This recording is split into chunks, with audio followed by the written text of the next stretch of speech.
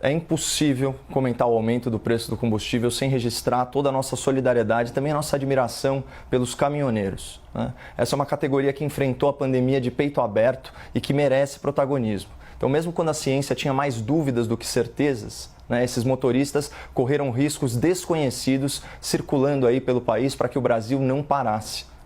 Um estudo recente da Fundação Dom Cabral, intitulado Custos Logísticos do Brasil, estima que o escoamento de 75% de toda a produção nacional depende da malha rodoviária. Ou seja, sem o esforço dos trabalhadores da estrada, aquele superávit de 50 bilhões de dólares que impulsionou o nosso agronegócio e segurou a economia brasileira, teria sido simplesmente impossível. Mas o Brasil não cuida bem dos seus motoristas. Pelo contrário, o Brasil os distrata e impõe prejuízos. Segundo a CNT, que é a Confederação Nacional do Transporte, apenas 12% das estradas do país são pavimentadas, têm asfalto. Ou seja, os nossos caminhoneiros, eles não são apenas motoristas, eles são verdadeiros desbravadores. E com a modernização da cadeia de suprimentos, as caçambas dos caminhões se tornaram os estoques ambulantes da indústria e do comércio. Sem os caminhoneiros, a indústria de máquinas e equipamentos, por exemplo, para em 5 dias. Sem os caminhoneiros, os postos de combustível também se esvaziam em 5 dias. Sem os caminhoneiros, a cadeia da carne, isso incluindo já a criação dos animais, ela se rompe em 7 dias. E sem os caminhoneiros, em 10 dias, os supermercados começam a ter problemas muito graves de desabastecimento. Então, não à toa, a Secretaria Executiva do antigo Ministério da Fazenda divulgou que aquela paralisação de 11 dias em 2018 acarretou uma perda econômica superior a 78 bilhões de reais. E o PIB brasileiro recuou 1,2%. Então, guardem esse número, 7 bilhões 181 milhões de reais. Esse foi o custo diário da paralisação nacional dos caminhoneiros em 2018.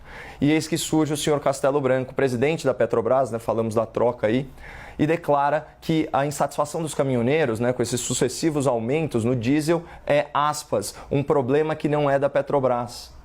Isso não denota apenas falta de empatia, é também um desaforo a 2 milhões de caminhoneiros e 10 mil caminhoneiras também, fiquei sabendo. Mas enfim, eles são grandes consumidores de combustível e clientes da Petrobras. Então você imagina o presidente, da Eletrobras falando que o aumento da tarifa de energia não é problema dele, ou o presidente da Sabesp, alegando que não tem nada a ver com a falta de água nos reservatórios. Então, é preciso atribuir responsabilidades. O presidente da Petrobras, embora seja um excelente gestor, cometeu uma falta grave de comunicação, desdenhou de um problema sério dos seus clientes e contribuiu com o acirramento de tensões sociais. E a propósito, se muitos brasileiros tiveram o benefício, o privilégio de trabalhar em casa, de geladeira cheia, como é o caso do presidente da Petrobras, isso só foi possível pelos serviços prestados destemidamente pelos caminhoneiros brasileiros ao longo dessa pandemia. E é difícil até imaginar as dificuldades pelas quais eles estão passando, O preço do diesel aumentou 4 vezes só esse ano, já acumula uma alta de 34,16%.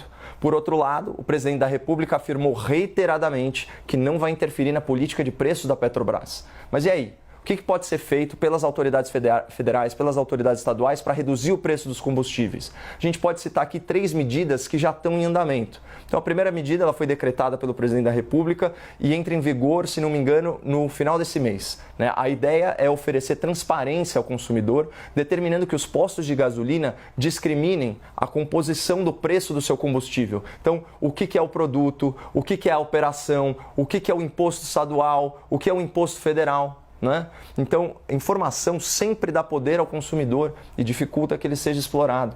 E essa medida, então, além de estimular a competição entre os postos de gasolina, permitirá ao motorista identificar estados que eventualmente estejam se excedendo na tributação. Já a segunda medida, agora a partir de hoje, também por decreto do presidente da República, que é zerar os impostos federais sobre o diesel, isso até a data de 30 de abril.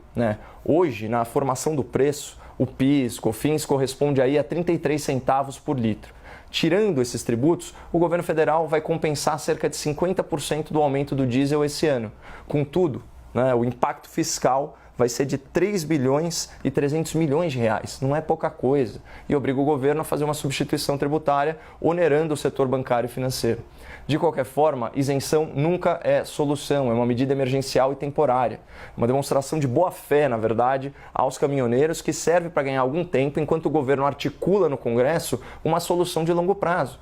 E essa seria a terceira medida, cujo objetivo é trazer previsibilidade ao consumidor. O que é? Mudar a forma de aplicação do ICMS, o imposto que mais encarece os combustíveis e que é de competência dos estados. Hoje, esse é um imposto ad valorem, ou seja, é um percentual que incide sobre o preço final na bomba, né, com alíquotas variadas dependendo do estado. A ideia é que a cobrança do ICMS seja unificada, seja simplificada e se torne ad rem. Então, um valor fixo por litro, como é o caso do PIS/COFINS. Eu sou a favor dessa proposta, porque não faz sentido nenhum governos estaduais lucrarem com a oscilação dos preços internacionais do petróleo. Impostos não servem para enriquecer o Estado, eles servem para custeá-lo. E isso dentro de uma previsão orçamentária anual feita com antecedência. Então, vocês acham justo um estado rico como São Paulo aumentar o ICMS do combustível no auge da pandemia só para engordar o caixa às custas dos motoristas e dos caminhoneiros? Não tem o menor cabimento.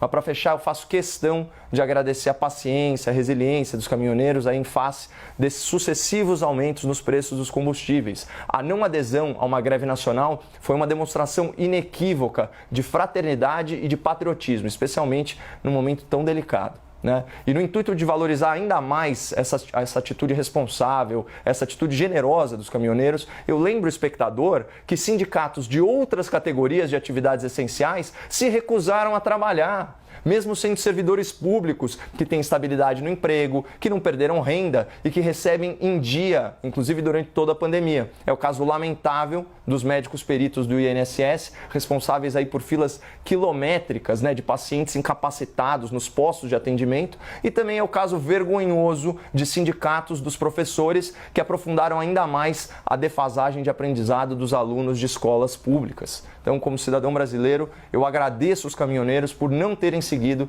esse caminho, e a julgar aí pelas medidas que estão sendo adotadas pelo governo federal, eu imagino que a espera da categoria e o seu sacrifício não terão sido em vão.